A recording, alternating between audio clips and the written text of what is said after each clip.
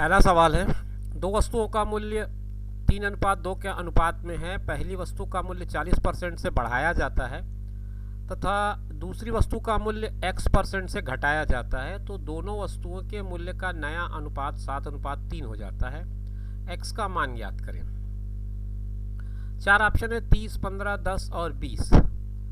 दो वस्तुओं का मूल्य 3:2 के अनुपात में है। बहुत सिंपल तरीके से अगर मैं इसको 300 और 200 मान लेता हूँ, पहली वस्तु का मूल्य 40% बढ़ाया जाता है, तो मतलब 300 का 40% हो जाएगा 120, और दूसरी वस्तु को x% से घटाया जाता है, तो 200 का x% कितना हो जाएगा। आप चाहें तो कैलकुलेशन करके मैं बता दूं, 200 गुणित x/100 आप करेंगे तो 2x आएगा, तो इसको मैंने 2x लिख दिया। ऐसा करने से ये 7:3 हो जाता है, ऐसा प्रश्न में दिया हुआ है, आपको केवल उसको फॉलो करना है। 300 और 120 जुड़ के 420 हो जाएगा, और यहाँ 200 ऋण 2x हो जाएगा, और ये हो जाएगा 7/3। ये ऊपर के दोनों न्यूमरेटर जो देख रहे हैं अंश आपस में कैंसिल हो सकते हैं, मैं यही कैंसिल कर देता हूँ। आप थोड़ा सा समय अपना बचाने का प्रयास करें। 7 एकम 7 होगा, 7 छक्के 42 और 0। फिर ये 3 60 से गुणा करेगा तो 180 हो जाएगा, और इधर 200 ऋण 2x हुआ, 2x को मैं इधर लाऊंगा तो ये 20 हो जाएगा। 200 में से 180 घट के 20 होगा, x का मान आएगा 10। आप प्रश्न के तीसरे उत्तर को देख सकते हैं। तीसरा उत्तर आपका सही उत्तर होगा, 10 आपका प्रश्न का सही जवाब होगा। राजेश 25 किलोमीटर प्रति घंटा की गति से अपने दफ्तर जाता है, 20 किलोमीटर प्रति घंटा की रफ्तार से वापस आता है, कुल 9 घंटे का समय लेता है। दफ्तर तथा घर के बीच की दूरी क्या है, ये आपको बताना है। देखिए, ऐसे सवालों में आप वैसे तो ऑप्शंस के थ्रू जाना चाहिए, लेकिन अगर आप बेसिक से करना चाहें तो मैं बेसिक से आपको बता दूं सवाल किस तरह से बनेगा। ये जो डिस्टेंस है इसको मैंने मान लो x माना, तो दूरी बटा चाल बराबर होता है समय। तो ये दो तरह से ये समय को तय कर रहा है, दो भाग में, जाने और आने में। तो जाते समय इसको दूरी x है, 25 किलोमीटर की रफ्तार है, तो x/25 हुआ। आते समय दूरी वही तय करना है इसको x, और जो चाल है वो 20 है, तो x/20 हो गया। दोनों मिलाकर के इसको 9 घंटे का समय लगता है। ये मैं भी आपको बेसिक मेथड से बता रहा हूँ, थोड़ा सा हो सकता है आपको टाइम लग रहा हो। 20 और 25 का अगर लघुत्तम निकालूंगा तो आएगा 100। 25 से 4 बार जाएगा, 20 से 5 बार जाएगा, आएगा यहाँ 9। 4 और 5 को जोड़ने से 9x हो जाएगा, और ये 900 था तिर्यक गुणा होके, तो यहाँ से 9 से इसको गुणा करूंगा, कैंसिल करूंगा, तो x की वैल्यू आ जाएगी 100। तो दूरी आ गई आपकी 100 किलोमीटर, मतलब ऑप्शन 2 करेक्ट है इसका। अब मैं आपको जो ऑप्शन के थ्रू बोल रहा था तो वो इसीलिए बोल रहा था, जैसे पहले आप तो 140 से ट्राई करते, तो 140 से आप 25 को भाग करेंगे, 140 से 20 को भाग करेंगे, ये दोनों तो सीधा सीधा कट जाते हैं, 2 सत्ते, तो ये अगर 2 आता तो 7 और 2 9 होता, लेकिन नहीं आ रहा है, तो ये उत्तर वैसे ही गलत हो गया आपका। आखिरी उत्तर, सही उत्तर पर मैं बाद में आऊँगा, पहले बाकी मैं ट्राई करके आपको दिखा रहा हूँ। 120 वाला मामला देखें, तो 120 का दूरी अगर है, तो आप अगर दूरी बटा चाल वाला सूत्र यहाँ लगाया आपने, और फिर यहाँ पे लगाया, तो यहाँ से काटा तो यहाँ पे 6 आया, 25 से जाएगा, 25 या 75, 25 400, 25 5 125, लगभग 5 जाएगा, लेकिन वो 5 और 6 फिर 11 हो जाएगा। 5 पूरा नहीं जाएगा, लेकिन लगभग 5 जाएगा, तो ये लगभग 11 हो जाएगा, तो ये उत्तर भी आपका गलत हो गया। 90 के मामले में तो सीधा सीधा दिख रहा है, कहीं से होगा ही नहीं। 90/25, 90/20 करें, 9 घंटे बनने का कोई सवाल ही नहीं उठता। ये काटेंगे तो 4 पॉइंट समथिंग आएगा, ये 4 से कम आएगा, तो 9 आवर यहाँ पे नहीं हो रहा है, तो ये भी नहीं है, ये भी नहीं है, और ये भी नहीं है। और 100 में सीधा सीधा पूरा हो जाएगा आपका, 100/25 करो और 100/20 करो, तो यहाँ काटेंगे तो आपका 25 400 होगा, 20 500 होगा, 4 और 5 9 घंटे। तो ये तरीका ज़्यादा बेहतर होगा बजाय आपको ये x वगैरह लेकर के। और अगर आप मैथ्स बैकग्राउंड से नहीं हैं तब तो आपके लिए यही तरीका ज़्यादा अच्छा है कि आप ऑप्शंस को पकड़ें और ऑप्शन से चेक करें, उससे चेक करना भी आसान होगा और आपके लिए समझना भी आसान होगा। अध्यापक के वजन को शामिल करने पर 22 छात्रों के एक समूह का औसत वजन 1 किलोग्राम से बढ़ जाता है। यदि 22 छात्रों के समूह का आरंभिक औसत वजन 31 किलोग्राम था, तो अध्यापक का वजन क्या है।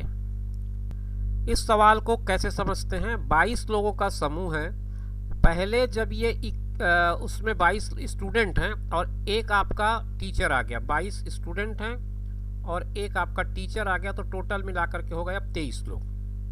पहले जब 22 लोग थे तब इनका एवरेज था 31 ग्राम केजी का। इसका मतलब मैं ये मान लूँ कि पूरे 22 के 22 लोग 31 ग्राम के 31 किलोग्राम के वजन के थे। 22 स्टूडेंट जो हैं वो हर स्टूडेंट 31 केजी का वेट रखता है। अब उसके बाद ये जब टीचर एक्स्ट्रा आया तो ये जो वेट है, एवरेज वेट है, वो 1 किलोग्राम बढ़ गया, मतलब 32 बढ़ गया, 32 हो गया। अभी नया औसत 32 हो गया। तो पहले मैं मान लूँ कि जो 23वां टीचर है, जो टीचर है उसका वजन जो है वो 33 केजी का है, क्योंकि पहले 32 केजी का है, क्योंकि पहले 31 था, 32 हो गया। तो ये 23वां जो व्यक्ति आया है उसका 32 केजी हो गया। और बाकी जो 22 लोग हैं, 22 लोगों के में 1-1 किलो बढ़ा रहा है, तो वो 22 और इसमें मैं जोड़ दूँ, तो ये 2 और 2 4 हो गया, 2 और 3 5 हो गया। तो उस टीचर का जो वेट है वो 54 केजी रहा होगा, तब उसने पुराने एवरेज को 1 किलोग्राम बढ़ा दिया। तो कोई कैलकुलेशन नहीं करना है, सिंपली आपको इमेजिन करना है चीज़ों को, और एवरेज के क्वेश्चन को बनाते समय इसी मेथड को अडॉप्ट करें। बहुत कम कैलकुलेशन में आसानी से बनता है। अगर आप कोई कन्फ्यूज़न महसूस कर रहे हैं तो मैं एक बार फिर से समझा देता हूँ। 22 स्टूडेंट हैं, उनका एवरेज 31 है, एक टीचर इनमें एक्स्ट्रा आ गया, अब एवरेज हो गया 32। जो एक्स्ट्रा टीचर आया है उसकी एवरेज मान लो, एज जो है वो 32 ही मान लिया जाए, और बाकी में सब में 1-1 केजी बढ़ा दिया है, तो सब में 1-1 केजी बढ़ा है, मतलब 22 केजी और बढ़ा है। तो टोटल मिलाकर के इस टीचर की एज 54 रही होगी, तभी ये पॉसिबल है। एक गेंदबाज ने लगातार 15 मैचों में 0, 3, 2, 1, 5, 3, 4, 5, 5, 2, 2, 0, 0, 1 और 2 विकेट लिए हैं। आंकड़ों का बहुलक क्या है? बहुलक को अंग्रेजी में मोड कहते हैं। जो इंग्लिश मीडियम के स्टूडेंट हैं वो इस बात को नोट करें कि you are going to find mode, आपको मोड निकालना है। मोड या बहुलक को निकालने के लिए कुछ भी कैलकुलेशन की ज़रूरत नहीं होती, आपको केवल ये देखना होता है कि कौन सा आंकड़ा सबसे ज़्यादा बार आया है। अब उसके लिए मैं आपको तरीका बताऊंगा कि आप इन्हीं आंकड़ों पे फोकस करिए जो आपको 5, 2, 0 और 3 हैं। जैसे सबसे पहले मैं 0 से शुरू करूं तो 0 यहाँ 1 बार आया, 2 बार आया, 3 बार आया। 2 कितने बार आया? 1 बार आया है, 2 बार आया है, 3 बार आया है, 4 आया है। तो ये तो कट गया, अब बचा 2। 3 को चेक कर लेते हैं। 3 आया है 1 ही बार और 2 बार यहाँ पर आया, तो 3 का मामला भी कट हो गया। अब 2 अभी है हमारे पास, 5 को चेक करते हैं। 5 आया है 1, 2, 5 भी 2 ही बार आया है और 2 आया है हमारा 3 बार, तो हमारा उत्तर होगा 2। तो कुछ इस तरह से आप बहुलक आसानी से आइडेंटिफाई कर सकते हैं। टाइम इतना मत लगाइए, अभी तो मैं एक एक ऑब्जर्वेशन आपको दिखा रहा था तो वो करना पड़ा, लेकिन आप टैली इनका यहीं बना लीजिए, ज़्यादा अच्छा होगा। यदि एक वर्ग के विकर्ण की लंबाई 10 वर्गमूल 2 सेंटीमीटर है तो वर्ग का क्षेत्रफल क्या होगा? ये अगर एक छोटा वर्ग मैंने बना दिया, ये इसकी साइड होती है और ये इसका विकर्ण होता है। पाइथागोरस प्रमेय इसमें अप्लाई होता है और इसकी जो वैल्यू आती है विकर्ण की, वो आती है x√2 या जो भी आपने माना होगा उसका वर्गमूल 2।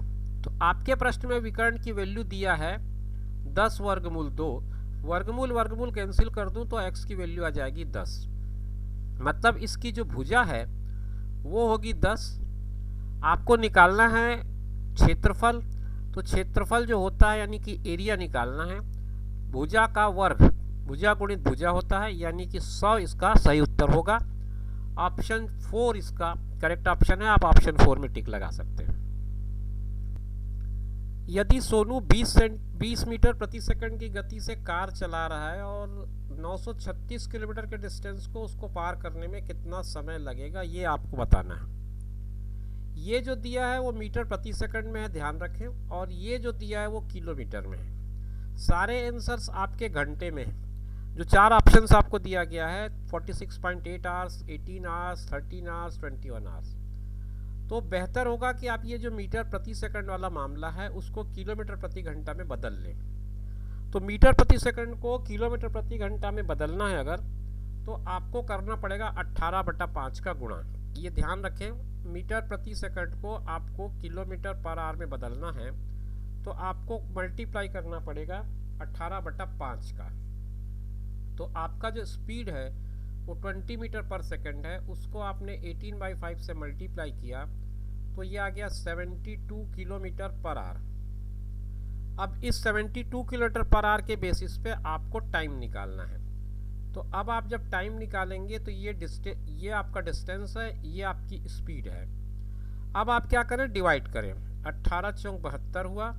अब इसको काटते हैं तो ये कितना होगा, 18 दूनी 36, 18 तिया 54, 18 चौक 72, 18 पंचे 90, 5 आएगा, 18 पंचे 90, 3 बचेगा, 18 दूनी 36 होगा। फिर 4 से काटेंगे आप तो 13 बार कटेगा, तो टाइम कुल मिलाकर के 13 घंटे का आ रहा है। आपके उत्तर में ऑप्शन सी दिया है 13 घंटा, आप उसी पे टिक लगाइए। और मेरा ख्याल है मेथड में कहीं कोई दिक्कत आपको नहीं महसूस होनी चाहिए। पहले आप मीटर प्रति सेकंड को किलोमीटर प्रति घंटे में बदल लीजिए। जब वो आ जाए किलोमीटर प्रति घंटा में, ये आपकी चाल हो जाएगी स्पीड। आपके पास डिस्टेंस है, डिस्टेंस को स्पीड से डिवाइड करिए, आपको टाइम मिल जाएगा। ये एक अच्छा सवाल है, यदि P Q से 40% कम है तो Q P से कितना प्रतिशत अधिक है। बड़ा बढ़िया सवाल है, आप देखिए ध्यान से। P Q से 40% कम है, अगर मैं Q को 100 मानता हूं तो P इससे 40% कम है, मतलब 60 है। ठीक है, अब आपको ये पूछ रहा है कि Q P से कितना प्रतिशत अधिक है। तो पहले तो कितना अधिक है ये दिखा लें, फिर उसके बाद प्रतिशत निकाल लेंगे। दोनों के बीच का डिफरेंस है 40 का, तो ये इतना अधिक है। कंपैरिजन किससे करना है, P से करना है तो P नीचे आ जाएगा अपॉन में। परसेंटेज में कंपैरिजन करना है तो अपॉन इंटू 100 लगाइए, परसेंटेज की साइन लगा दीजिए।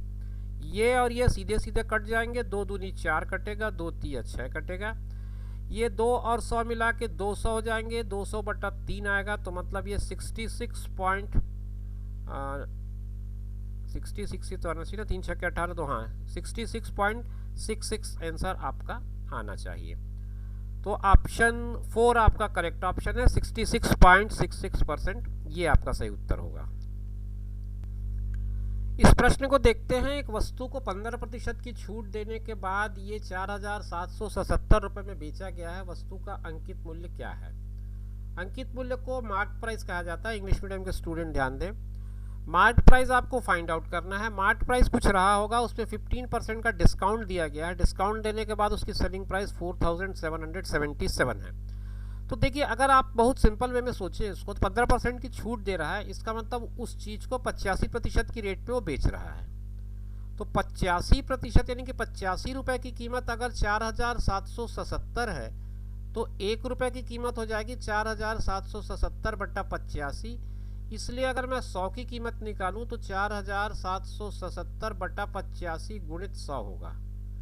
अब आप काटेंगे तो 5 से 17 पंचे और 5 से ये 20 बार कट जाएगा। और 17 से अगर मैं इसको काटूं तो कैसे कैसे कटेगा उसको देख लेते हैं। 17 से पहले तो कट जाएगा, 17 दूनी 34, 17 या तो 51 हो जाएगा, तो 2 आ जाएगा, 17 दूनी 34। उसके बाद 17 अट्ठे, और उसके बाद फिर 1 बचेगा, 17 एकम, तो ये हो जा रहा है 281। और उसके बाद फिर आप इस पे 20 का गुणा करेंगे अगर, तो ये 0 लग जाएगा, 2 एकम 2 आ जाएगा। अब 0 वाला एक ही उत्तर है, देख लो, 5 6 2 0। तो आगे आपको करना भी नहीं चाहिए। 2 एकम 2, 2 अट्ठे 16, 2 दूनी 4 और 1 5। तो कभी कभी आपको अपना समय बचाना हो तो इस तरह का भी प्रयोग करिए। 0 वाला केवल एक ही उत्तर है। आपने ये देख लिया कि यहाँ पे एंड में 0 आ रहा है, मतलब आपके उत्तर में 0 आना है, और 4 ही ऑप्शन आपके पास हैं, तो ऑप्शन 1 आपका करेक्ट ऑप्शन होगा। आप अपना समय इस तरह से यहाँ पर बचा सकते हैं। U अनुपात V 4:7 है तथा V अनुपात W 9:7 है। तो आपको U की वैल्यू दिया है 72 और उसके बाद W की वैल्यू पूछ रहा है। U और V का अनुपात 4:7 का है, जिसमें से U उसने 9 दिया है, नहीं U 72 दिया, सॉरी इसको मैं सुधार दूँ, u आपको 72 दिया है, तो u अगर 72 है तो मैं इसको कैंसिल करके 4 एकम 4 बचा 3, 4 अट्ठे 32, 18 आ गया। तो v की वैल्यू 18 इंटू 7 आई। आप चाहें तो गुणा करके मान लिख लें, लेकिन मैं अभी इसको सेव कर रहा हूँ क्योंकि आगे भी गुणा मुझे करना ही है। अब ये कहता है v बटा w जो है वो 9 7 का है, तो मतलब 18 गुणित 7 बटा w बराबर 9 बटा 7 है। ये कुल मिला के बात है। इसको 18 करिए, 9 से इसको काटा तो 2 आ गया, 7 सत्ते 49, 49 दूनी कितना हो जाएगा 98। तो w की वैल्यू 98 हो जाएगी। आपका कैलकुलेशन जितना कम से कम करना पड़े उतना कम से कम करने की कोशिश करिए। तो इस प्रश्न में w की वैल्यू पूछा है, w की वैल्यू 98 है। आप ऑप्शन 3 में 98 दिया है, आप उसे टिक कर सकते हैं। w का जो आंसर है, करेक्ट आंसर, वो 98 होगा। मनीष ने 225 रुपये प्रति किताब की दर से किताबें खरीदी और 162 रुपये प्रति किताब की दर से उन्हें बेच दिया। 7 किताबें बेचने पर हानि क्या होगी, ये आपको निकालना है। सवाल आसान है, समझने का ही बस फेर है। 225 रुपये में खरीदा है किसी चीज़ को उसने और बेच दिया है 162 रुपये में, तो इसको लॉस कितने का हो रहा है, 162 3 65 हो गया, 65 और फिर उसके बाद उसको 100 कर दो, फिर 25, तो ये हो जा रहा है लगभग 63 रुपीज़ का लॉस हो रहा है एक किताब को बेचने पे। तो 7 किताब को बेचने पे इसको 63 इंटू 7 का लाभ होगा, हानि होगा। अब हानि होगा कितना, तो आप देख लीजिए केवल एक ही उत्तर ऐसा है जिसपे यूनिट पे 1 है। आप इसको चेक करना चाहें तो कर लें, नहीं तो मैं यहीं पे आंसर बता दिया हूँ 441। 7 × 21 का 1 हासिल 2 आया, 7 छक्के 42 और 2 44, 441। तो यूनिट प्लेस के बेसिस पे ही मैंने आपको बता दिया था कि इसका उत्तर 441 ही होगा, क्योंकि बाकी जो 3 उत्तर है उसमें नहीं है। अगर 3, 8 या 5 होता तो मैं एक बार सोचता, लेकिन यूनिट प्लेस पे एक ही उत्तर है ऐसा जिसका इकाई अंक 1 है, तो उसके साथ मुझे जाना चाहिए था। 2 की घात 3 गुणित 3 की घात 5 तथा 3 की घात 3 गुणित 5 की घात 5, 2 to power 3 into 3 to power 5 और फिर 3 to power 3 into 5 to power 2, इनका HCF पूछ रहा है, वो महत्तम। बड़ा आसान सवाल है। कॉमन फैक्टर्स आपको खोजने हैं, तो 2 का तो कोई मामला ही नहीं बनता क्योंकि 2 यहाँ है लेकिन यहाँ नहीं है, 5 जो है वो यहाँ है लेकिन वहाँ नहीं है, केवल 3 ही ऐसा है जो दोनों जगह है। तो 3 की घात 3 दोनों जगह उपस्थित है, तो HCF इसका क्या हो जाएगा 3 टू पावर 3।